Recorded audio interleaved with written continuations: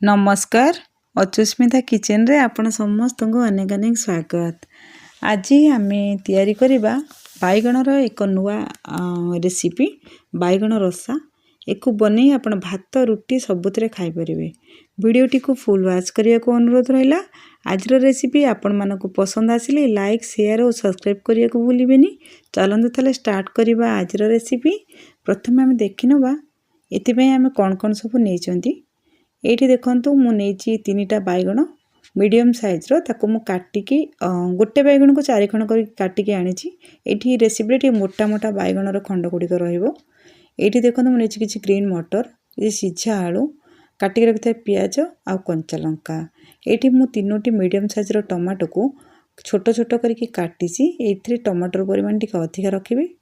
ये देखो मुझे किसी रसुण किसी अदा आ 7टा काजूर मंजी एको आम टमाटो सहित ग्राइंडिंग जार देके बाटिकी नहीं आसवा।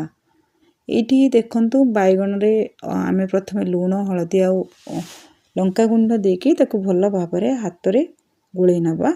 ये देखु मु गुंड मसला दे देछि। तापर आम हाथ साहाय्य ताको भल भाव गोले नवा जेमती कि बैगण रे सबुआड़े आमर हलदी लंका और लुण भल भाव मिसी पार। ये देखो भल भाव गोले नहीं ताको आम रेस्ट पई छाड़दबा। एपटे जीवा आम नेक्स्ट प्रोसेस को। ये देखो गैस रे मु बसी देछि गोटे करेई गरम होला परे मु दे देछि तेल। तेल बर्तमान आम गरम हो गलानी। आम रखिथिबा बैगणर खंड गुडी को ये देदबा। देकी आम तेलर जेतिकी जगह हम तेलर सेतिकी दबा। देकी ताको आम 2 मिनिट पे घोड़े नबा। ये सब आम गैस रो फ्लेम को हाई रे रखिथिबा। बिल्कुल भी आम सिम करवानी कहीं बैगण बहुत जल्दी सीझी जाए था। ता छड़ा एटा होची सिम रे कले कौन कि एटा अधिका ओभर कुक हो जिवो जोटा कि आम तरकारी रे घांटी जिवो बैगण जल्दी।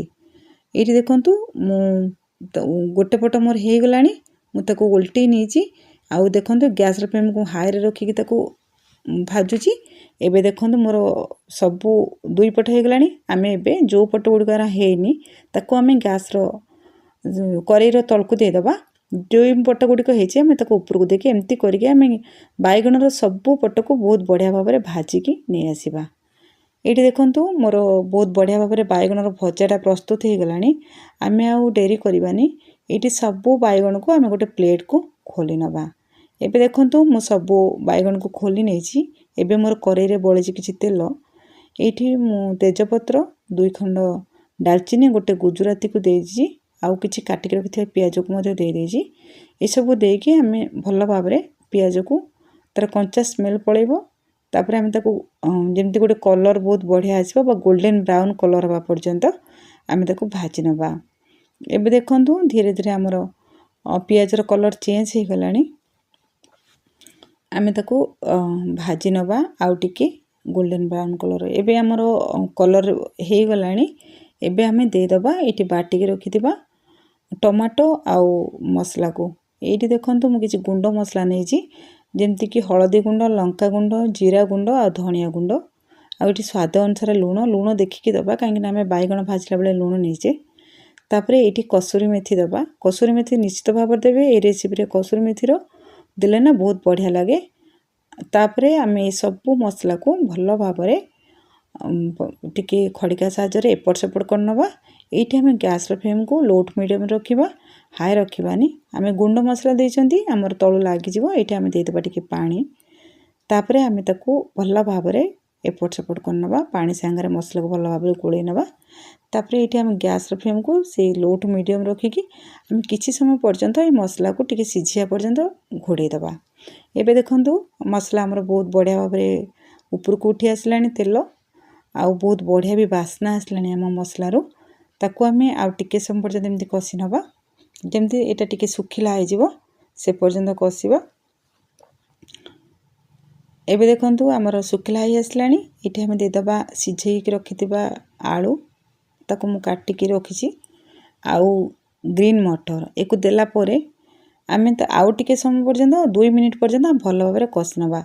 ए आमर मसला कषिबा सहित आमर आलू आउ ग्रीन मटर भी बहुत बढ़िया भाव में भाजी हो मसला सहित।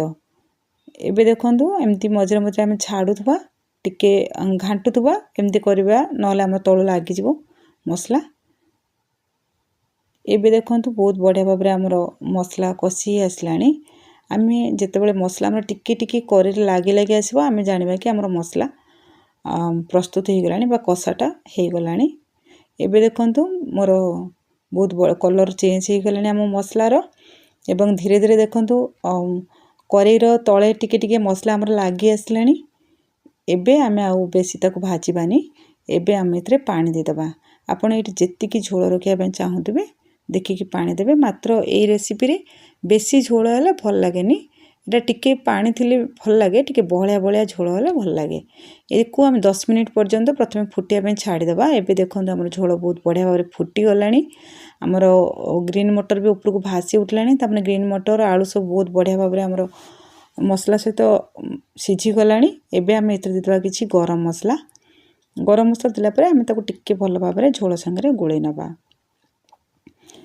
तापरे आमे एठी आमे जो भाजी की रखिचंती बाईगण सेटा को आमे एठी दे दबा। एबे देखंतु मो सब बाईगण रो खंड गुडी को दे देछि झोल रे एई सब को देला परे आमे दुईटी कंचा लंका दबा जोटा कि बास्ना यार बहुत बढ़िया आसे कंचा लंकार एठी तापरे आमे खडिका साजरे ताको टिके एमती चापी दबा हल्का हाथ रे आमे जोर करके को आमे करबानी कारण बाईगण गुडी को बहुत सॉफ्ट थाए आमे भाजी जंदी नले भांगी जबार चांस अछि। तापरे आमे आउ 5 मिनिट ताको फुटिया पय छाड़ दबा।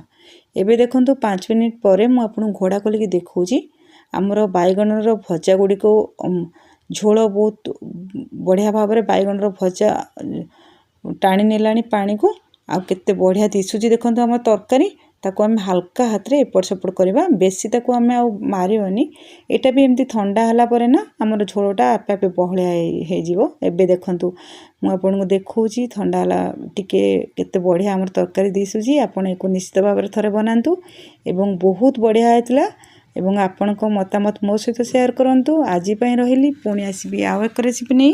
जय जगन्नाथ।